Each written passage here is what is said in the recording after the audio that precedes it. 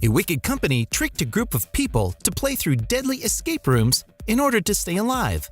Only 2 survived, and now they're up for revenge. And that's why today in Flick Summary, Escape Room, Tournament of Champions. The movie begins with a 2003 flashback where we see a woman and her daughter walking into a mansion and talking briefly about how it was time for bed. Claire, the little girl, wanted to go say hi to her dad, but Sonia, the mother, didn't think it was a good idea to do so. She sends her daughter to sleep and then goes up to the 2nd floor where we meet Minos Puzzle Maker, the company behind the escape rooms and the death of countless innocent people. There, she asks to speak with him about their daughter and implies she will be taking her away. The puzzle maker doesn't want to get into it and asks for her to wait for them to talk as he continues to work. Later, we see Sonia getting into the sauna to relax a little while she waits for her husband to talk. However, she gets locked inside and the temperature starts to rise.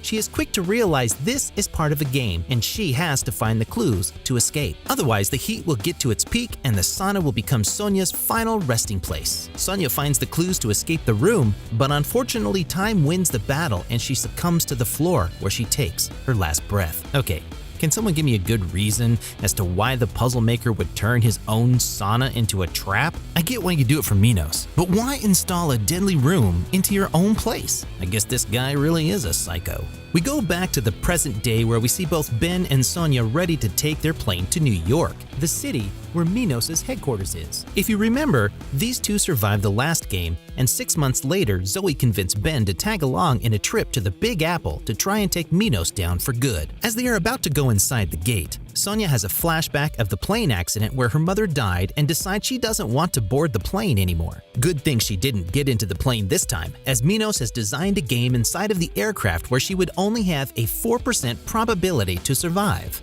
In the meantime, we learn that Claire has aged and turned into the girl from The Orphan. Her father locked her up into a glass room and created a puzzle that she would never be able to solve on her own to escape from her prison. Back to Ben and Zoe. The duo of friends rented a car and drove all the way to New York where they found what was supposed to be Minos' headquarters. However, the place was completely abandoned and there was no one there but a homeless man who quickly robbed Zoe of her necklace. They chased the thief who in turn lured them into a train and escaped just as the doors closed. There they meet 4 more people who at first don't seem to be too important for the story. However, this all changes when they realize they have been locked into another of Minos' traps. I mean, these guys must be richer than Elon Musk and Bill Gates combined together. So Zoe didn't board the plane and 24 hours later they designed a whole different room? On a train? Oh, and get this, the other 4 people in the train, they all had survived Minos' escape rooms in the past. So how did Minos even know they all would take the same exact train at the very same time? It's not like they were all heading to the same place or something. This guy, for example, was just on his way to see his wife. Anyways, the train uncouples and goes all the way into an abandoned station where it crashes and plugs itself into the current of the place. Which, wasn't this an abandoned station? I guess someone kept paying the electricity bill. Soon enough, the game begins and electricity starts flowing through the train, leaving the game contestants just a few minutes to find the clues and escape before they all die electrified. The way out of this trap is to find grammar errors in the ads placed throughout the wagon and pull the handle straps belonging to these ads to get 9 coins that they have to insert into a sort of slot to open a hatch in the floor which they can use to escape. They get things done, but in the process, Theo, the bold guy, grabs a holding bar and dies. I guess he won't be in time to see his wife, huh? As they go through the hatch in the floor, the group lands in a platform that turns out to be an elevator. The elevator stops in the 1st floor and conveniently gives the group of people enough time to talk and get to know each other. Here, we learn the name of each of the characters. There's Brianna, the social media influencer, Nate, the priest who's lacking a bit of faith, Rachel, the girl who can't feel any pain, and of course Zoe and Ben. They all survived their escape rooms and are now competing to see who amongst them is the champion of champions. During this meeting, Ben asks something that, to be honest, I was asking myself too. How did they survive their rooms? Ben was almost strangled and only managed to escape because of Zoe. So did Minos just let Nate, Rachel, and Brianna go free?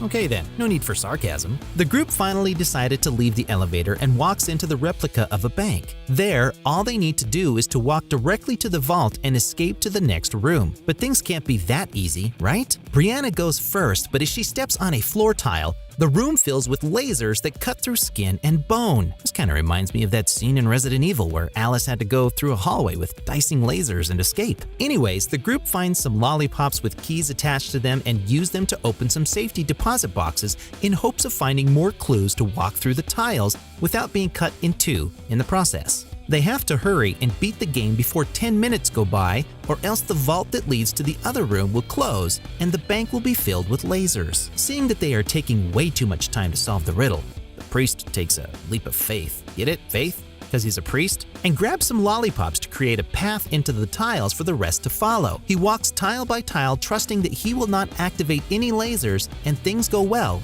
until they don't. He steps into a tile that activates the lasers again and falls to the floor, hitting his head. Good thing is, he was lucky enough not to die and gets rescued just when Zoe finds a map that tells him which tiles they have to step on to get to the vault. The group hurries to cross as the vault is closing and Zoe gets there last just as the bank goes into full security mode and the place is swarmed with lasers. Next up, all 5 of them are transported to what appears to be a beach and start looking for more clues. Brianna, the influencer, finds a Polaroid camera and takes a photo which lights up the whole room. The photo has a text written on it which is basically a clue that leads them to look for an anchor. The group grabs a hold of a metal detector and end up finding the anchor, which upon being picked up from its site, makes the sand in the beach to start swallowing everything on top of it. Rachel is swallowed in a matter of seconds, but the priest is not willing to let her die, and so he ties a rope to his waist and dives into the sand to save her from a certain death. Sad thing is, he doesn't make it out alive. The group doesn't take too much time to mourn as they take the anchor to a cabin in the beach where they have to use it as a key. They get in and realize they have to find another key to open the refrigerator so they can move on to the next room.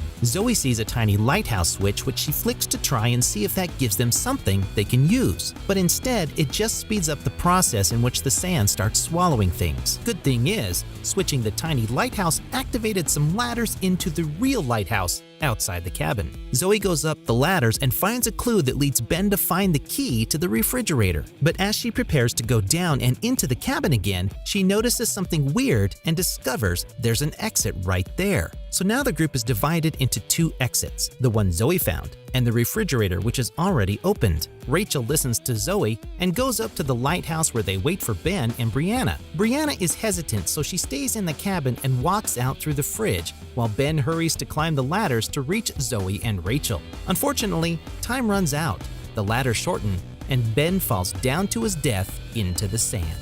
Zoe, clearly upset about her friend's death, is blaming herself for Ben passing away, being that he didn't want to take the trip to New York in the first place. Rachel tries to comfort her and tells her that Minos is the real villain of the story and that she shouldn't feel guilt for what they did. Soon enough, the duo of girls listen to some city noise, and as they climb up through some ladders, they find themselves in the middle of the city. Finally, they beat the game. Well, not really. Brianna comes out running towards them, hoping to get into the room where Rachel and Zoe had been just a minute ago. The problem is, she doesn't get there fast enough, and the hatch closes, revealing that the girls are still in the game. This time, there is a timer that upon getting to 0, activates some sprinklers in the roof that pour acid through the whole room. This happens more than once as they find temporary refuge, and then figure out they need to get into a phone booth to find another clue hidden inside. In order to get there, they look for a vase that is strong enough to hold acid and then use it to melt the lock holding the door closed. Only 2 people fit into the cabin,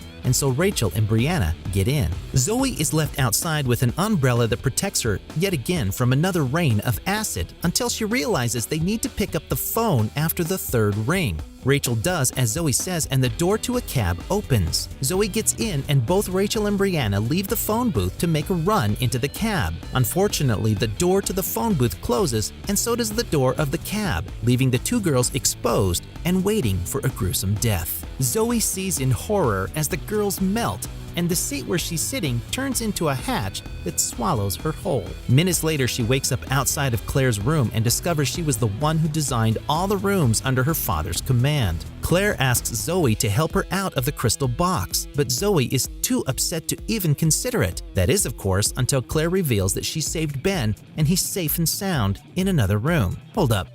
Are you telling me Claire had the power to save people in the game? Okay, so apparently there was a hidden hatch right in the spot where Ben fell in the beach room. How did Claire know Ben was going to fall there in the first place? What if he dove into the sand to save Rachel instead of Nathan? Would he have died then? I guess these questions will never have an answer. Claire promises Zoe that after she gets out from her prison, she will take her to see Ben. But her father's men are quick to find him and take him to yet again another escape room. This leads Zoe to help Claire get out of the room, and as they both are about to leave, Claire's father walks in and points a gun to their heads. Long story short, they defeat him and lock him in the room where he kept Claire for so many years. Talk about divine justice, huh? Claire then hurries to the control room and deactivates the trap where Ben is in, saving his life once again. The cops arrest Minos' henchmen and Zoe and Ben are finally free. But just when you think Minos is finally off the map, we discover the real truth behind the whole thing. As it turns out, Claire's mother was not trying to leave her husband and run away with her daughter. Instead, she wanted to talk to him about sending little Claire to a psychiatric clinic. Because, well, she was a psycho who dismembered live crabs and had some mental issues. I mean, what did you expect? You raise a little girl in a house where you design traps that are used to kill other people, and you wanted her to what? Become a nun? We also learn it was Claire who locked her mother inside the room where she died, and not her father, as we thought all this time. Finally, we see Claire setting a code to suck all the air from the room her father is in, as she promises he and her mom will be really proud to see what she can really do, hinting at a possible sequel, where she is now the puzzle maker. And that's all for today. Now tell me, what did you think of this movie? And which one should I do next? Let me know in the comments below. And as always, don't forget to subscribe, like this video, and share it with your friends.